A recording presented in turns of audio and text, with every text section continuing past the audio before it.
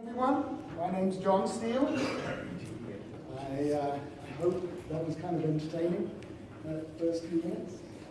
I'm a JD Edwards Enterprise One architect. I've been involved with JD Edwards now for 20 years. This year was my 20th anniversary with JD Edwards. I started right at the very beginning with one word. I think a lot of you know me. I've done a lot of CNC in the past. I was involved in introducing a lot of new technologies that almost, if you've been through the journey for 20 years with me, you've come along with some of these technologies. I introduced Citrix when I was at JD Edwards. You can all blame me for that, but it worked and it kept one world running. Thank you for that. I did the very first implementation of Linux prior to Linux even being supported. I was the guy who argued at Collaborate with Lenly at the time about how many people were really interested in Linux, and now Linux is definitely one of the most major platforms that JD Edwards supports. And I did the first presentation on virtualization back at Collaborate in 2010. After everything else had already gone to VMware, I demonstrated to JD Edwards that VMware was definitely a major platform and that they had to get into virtualization. Progression of technology has changed, of course, in 20 years. 96, client server. That was a major change for JD Edwards, going from world green screen, host-centric to client server. In 97, Citrix came along. We had to get something to work on the wide area network, and Citrix was it. In 2005, web came along. It was actually released a little earlier than that, but it didn't work, really. We all know that. It didn't work until around about 2005, forced the use of the web. In 2010, customers pushed hard for the virtualization of JD Edwards, and they had to comply, they had to come along. In kicking and screaming, JD Edwards moved along. Back in 96, these were the most common questions each time. And in 96, how many customers really run client server? How many customers really need Citrix? How many need the web? How many need virtualization? I keep hearing this time and time again. And last night, I just had the same question from a very senior person at Oracle. How many JD Edwards customers really run on a cloud infrastructure? Invariably, history has shown in 20 years, all of them. All of them have to adopt at some point or another. It makes sense, and it's the customers that drive it at the end of the day. Everything is cloud. Since the late 90s, since Citrix really, since Metaframe. Metaframe was the big thing. That's what WTS, and Tom Hughes called me up one day in 97, said, what's this whole thing about Citrix? Does this mean I can do a software bureau with JD Edwards Enterprise, one word at a time? And the answer is yes, you can. We went through this whole application service provider. In 2006, Amazon decided to allow people to utilize their infrastructure, and they called it Amazon Web Services. It's 10 years old today. It is the largest cloud infrastructure service worldwide. And number 2 is Microsoft, and Amazon is 6 to 7 times larger than Microsoft.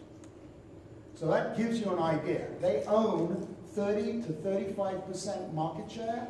And to give you an idea, Amazon just announced numbers. And they're a pretty big company. They do 100 billion in revenue as a company.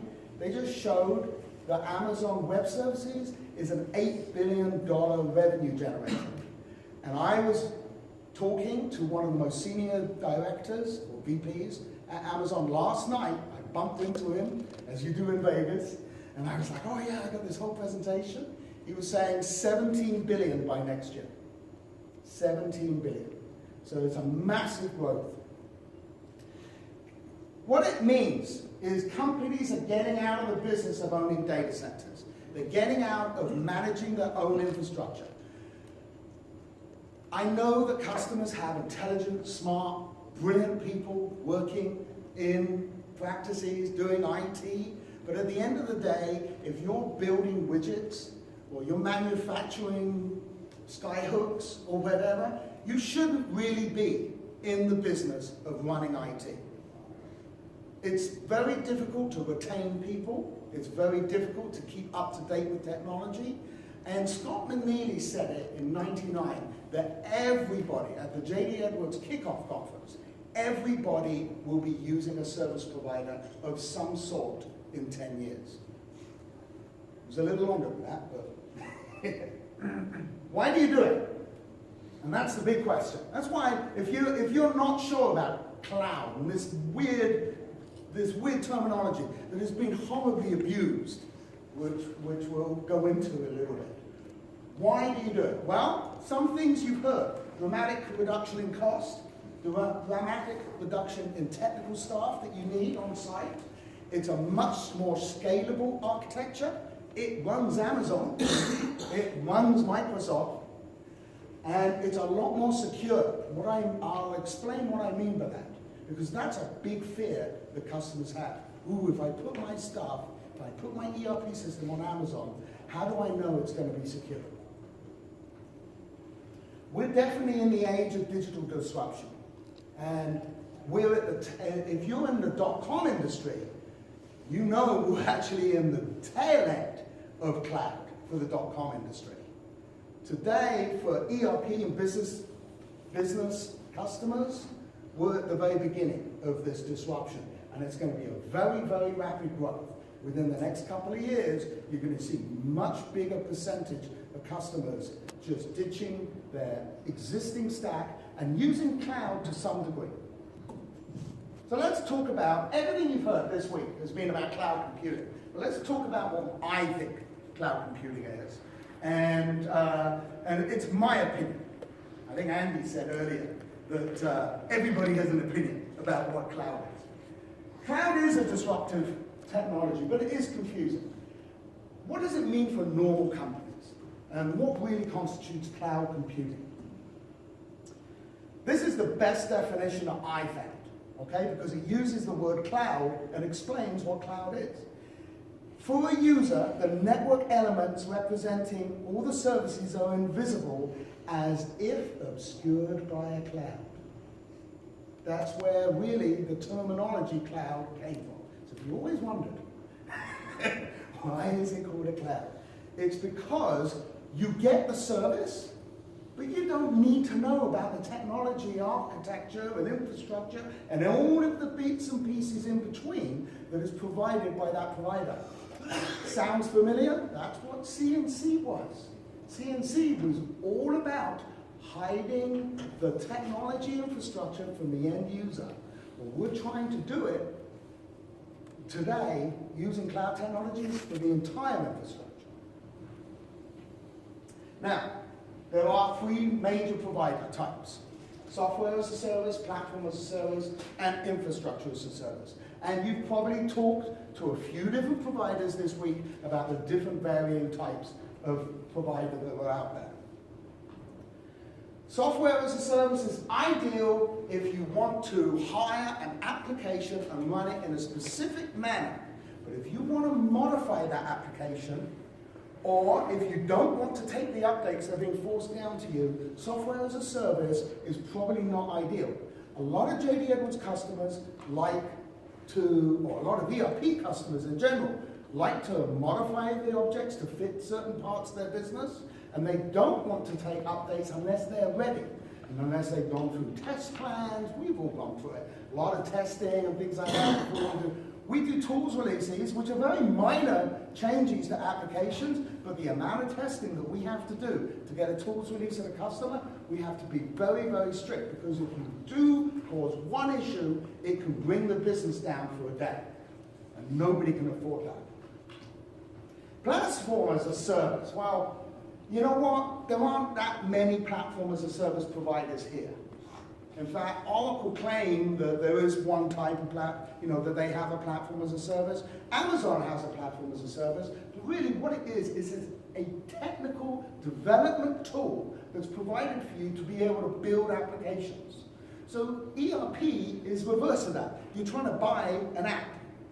Now, you get a tool with it, and theoretically, if you can imagine JDE Edwards Enterprise 1 in some internet provider being delivered to you with no applications, and you had to create all the tools and everything, that's kind of what platform as a service is. But it doesn't really reflect to us.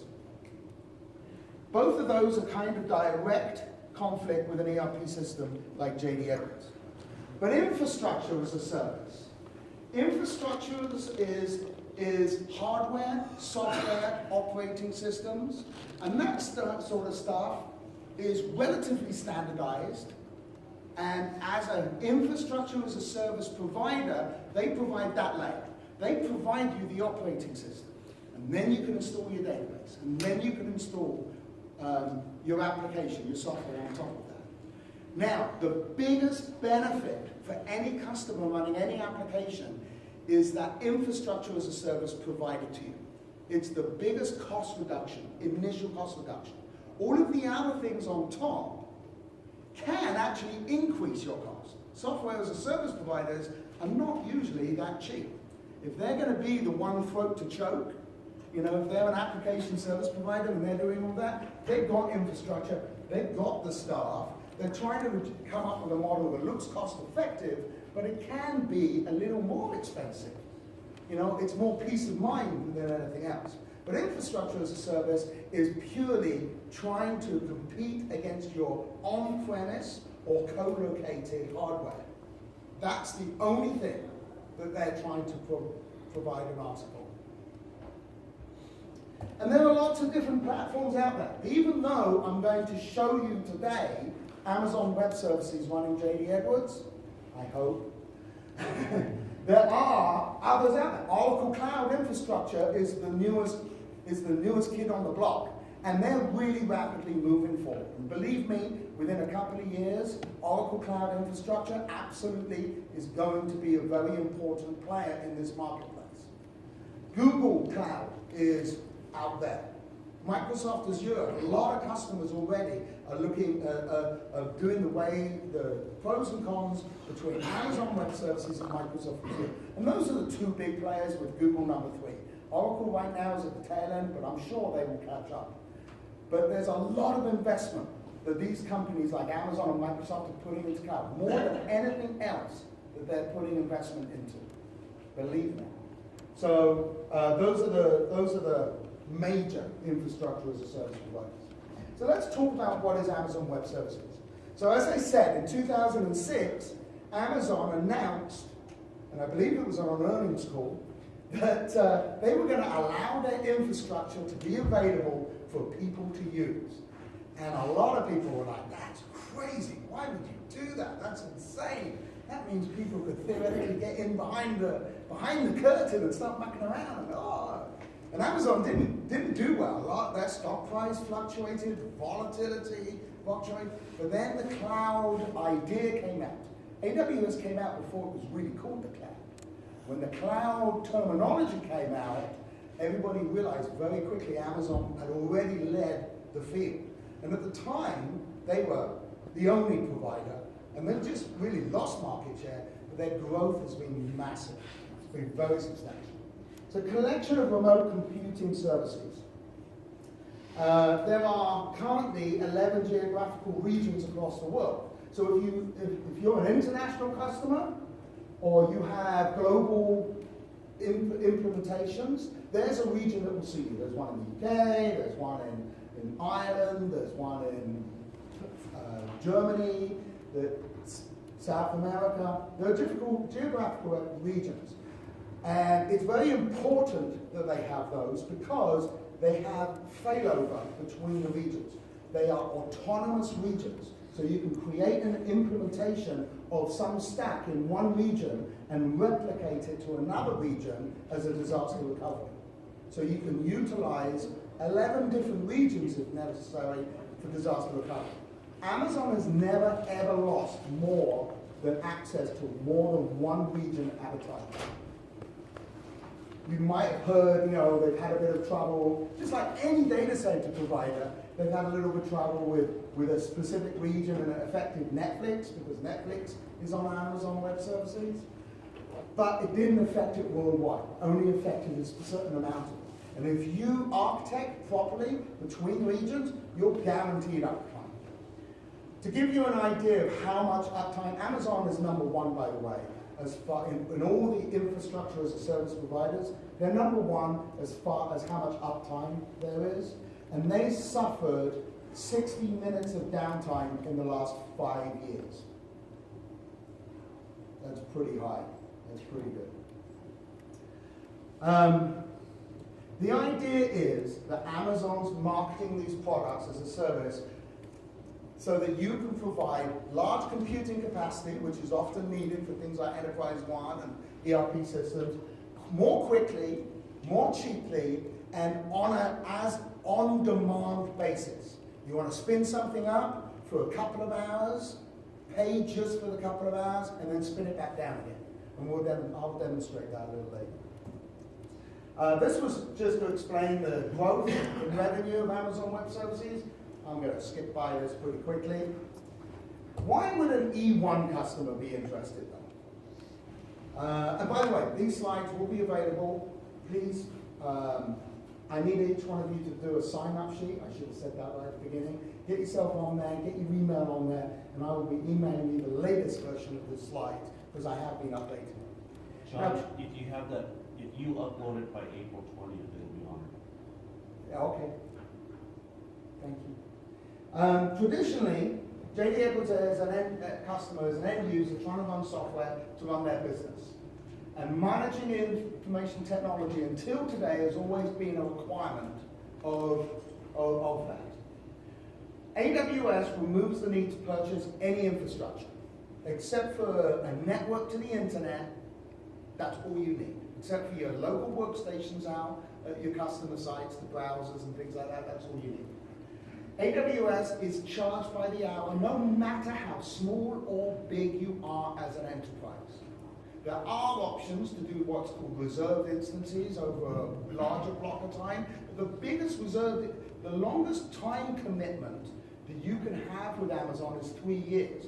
They will never go beyond that because infrastructure changes all the time. And 3 years ago, resources that were available 3 years ago are so different. The generations change every 6 months. And every 6 months, the costs come down.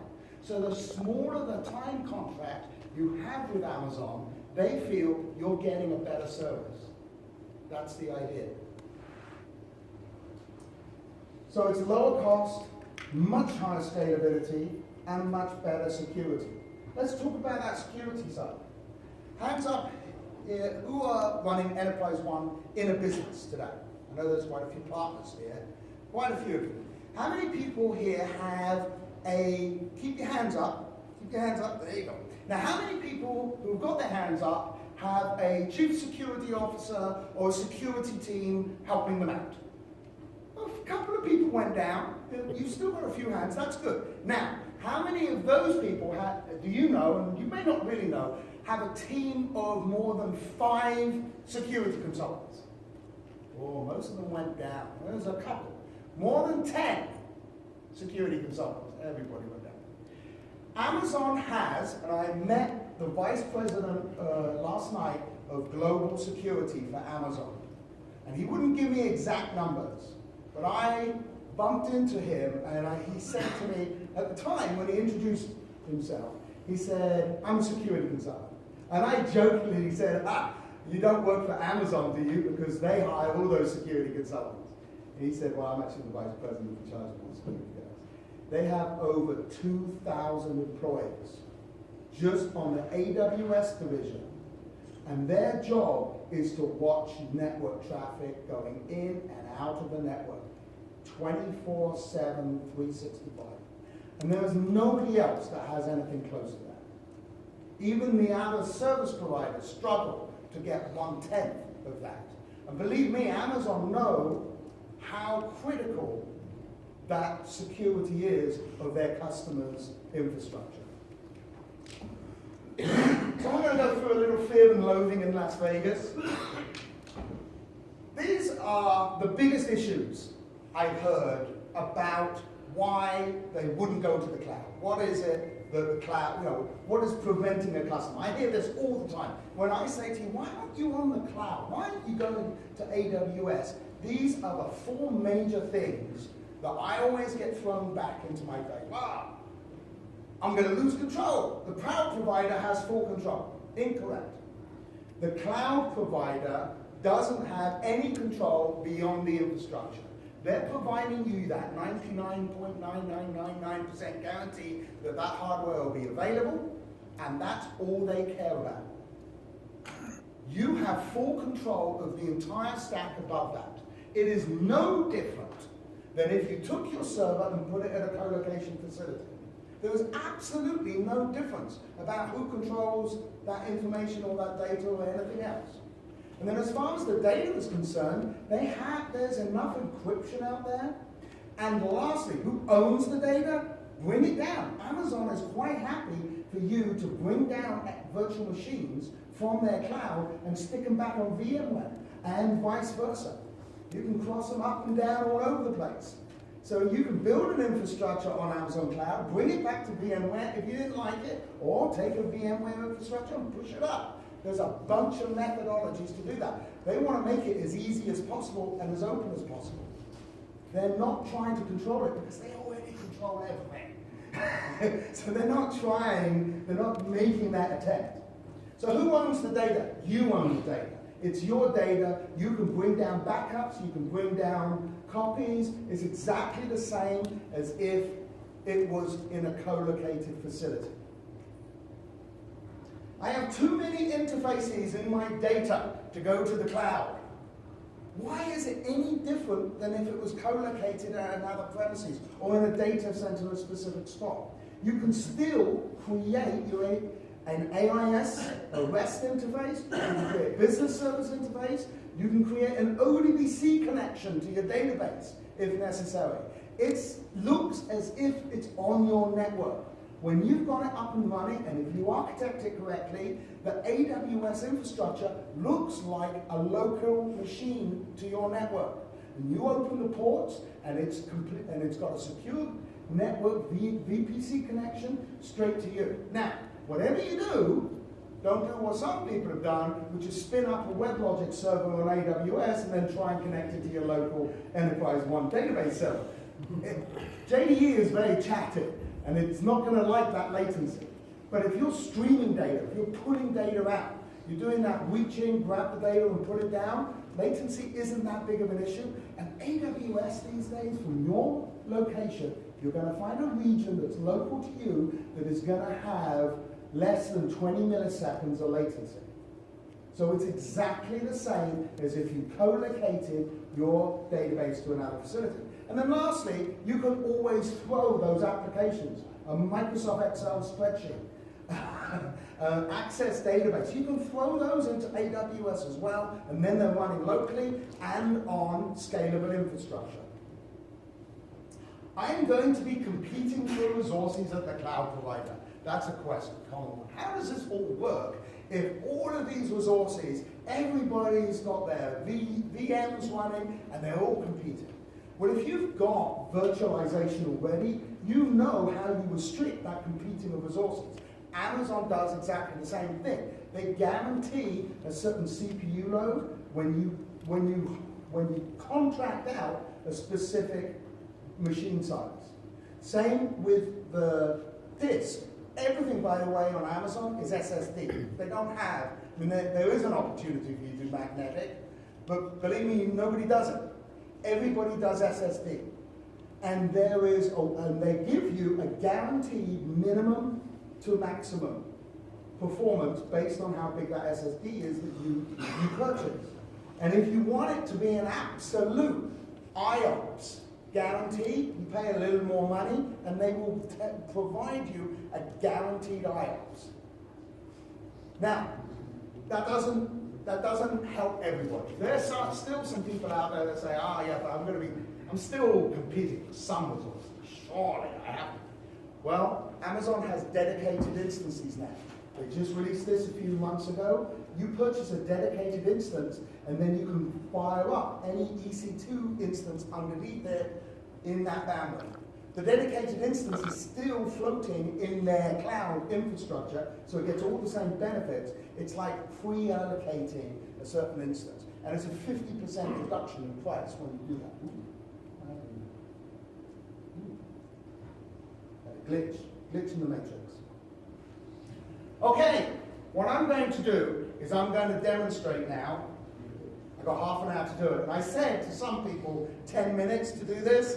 Fingers crossed, it'll only take 10 minutes. Believe me, demos always go wrong, as everybody's seen in every presentation this week. What I've done is I've created an all-in-one, full enterprise one implementation. And it's all-in-one, we used to call these all-in-one solutions. It's a single server, and on the enterprise server, you've got the database, which is Oracle 12c. We've got Visual Studio Community Edition. The E1 logic service is already configured. The web logic server is configured, and underneath the web logic server, we've got the server manager console, the HTML server, the AIS server, and unfortunately I couldn't get OneView on there because OneView doesn't support 12c yet, but I'm waiting in 3 or 4 months when it supports 12c, we'll put that on there. Otherwise, you just have to spin up another box to get your OneView. Then I've got a deployment server that's got Visual Studio Community Edition, of course, the 9.2 install, the change assistant, and all the patches. And then lastly, I've got the development workstation, which is running WebLogic 12c locally, which is what the requirement is now for 9.2. You've got to have a WebLogic locally. Visual Studio Community Edition, and a number of often used, thanks to Dan Bonner, third-party tools already pre-installed. Now, this means, this is one example, okay, of spinning up an implementation. And in production use, when I show you something in a little while, you're going to see how this gets affected. As far as workstations, for example, if I had 20 developers joining my project to do an upgrade, an implementation, or something like that, I literally type in 20 and press enter on the Amazon Web Service page, and it would fire up 20 different workstations. Little minor configuration of literally a couple of minutes, and they're all connected together. Nothing else can go that quick. Okay. What operating system is your enterprise server? Oh, that's a good question. I'm using, in this instance, Windows, okay? But I could have been using Linux. Unfortunately, I can't use OS 400, but I can show how OS 400 users, after this, I'll show if you're an OS 400 user, how you can use AWS for disaster recovery. Now, to give you an idea of cost, that's the first thing, okay? And this was designed mostly for consultants like Dan, who want to be able to get into a fully run implementation without using standalone. Standalone has had its place, but we should reserve it to history now, because at the end of the day, if you need to do development today, you really need to be able to get AIS working. You need to be able to get into a full implementation of JDE E1 to build products. And so for a lot of third-party, independent consultants out there and consulting organizations, this is the type of infrastructure they want to be able to spin up. And I've given some costs using the spot pricing. What spot pricing, by the way, is a bid. So there's a reserved price, or an on-demand price, a reserved price, and a spot price. The spot price is the cheapest. You bid the maximum amount that you want to pay for an instance, and based on supply and demand at Amazon, the price fluctuates per hour, and as long as it doesn't go over your maximum, then it stays up. As soon as it goes over your maximum, then it has the option of shutting everything down. So if you want it guaranteed, if you're a production user, you'd be doing an on-demand or reserved instance. But if you're Dan and you just need something to trigger up and spin up for a couple of days, then spot instances are a fantastic way of doing it. Okay, these are real costs, and they're ridiculously low. To get the enterprise server up and running, the minimum for the enterprise server is this, what I call M1 large, okay? I mean, it's okay, it takes about 7 hours to do a full package build if you have M1 large. $50 a month. If you want to use the optimal, which is what I use to build all of this stuff, it's double that, but it's 2.5 hours to do a full package build in 9.2. That gives you an idea of how fast This is your storage cost. This is how much the deployment server is, $20 a month. The enterprise server is slightly smaller, it's $15 a month, and the workstation is $5 a month. And that's 50, each one is 10 cents per gigabyte month. So the workstation is a 50 gigabyte image. You can expand that, you can say, you know what, I need another 20 gigabytes for my data, I need to bring in some data, I need to run some processing. You expand it out, and that's the beauty of Amazon. You can expand and shrink no matter what you want. So for a full implementation, using the minimum requirements, it's $130 a month. Using M4 Large, which is a real production-ready type instance, it's $350 a month for your entire cost. And that's as of then. They do fluctuate in prices. And believe me, they fluctuate usually downwards. As new generations come out of servers, prices of previous generations, and that's what that number means. M1, M2, and M4, those are the different generations. And Amazon currently is at the 4th generation of the VMs. So the prices of M1 used to be the same price as M4, and now it's less than half.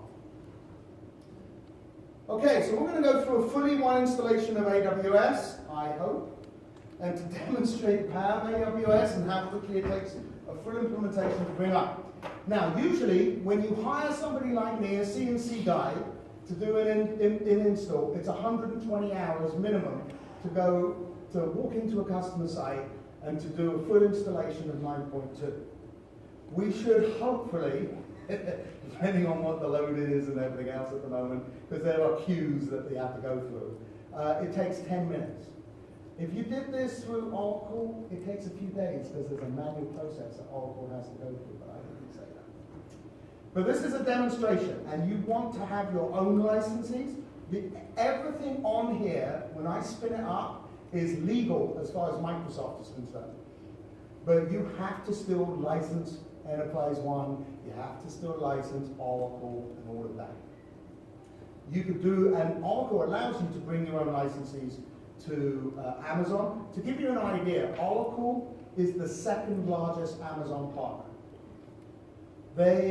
We don't know how much money Amazon rips out of their checkbook and hands to Oracle every single month, but it's around about 40 million a year that they hand to Oracle. So it's a pretty big check. Number one was obviously Microsoft. There's a lot of Microsoft. The Visual Studio Community Edition, have you got pushback because that's not certified? It's not certified. I know it But works. it's good for developers. Yeah. I know technically it works. I didn't say this was a certified method on it. As long as you're not using it Yeah. As in the long as, enterprise right. and not more than 10 in your group, go for it. Yeah, exactly. Now, step by step. First of all,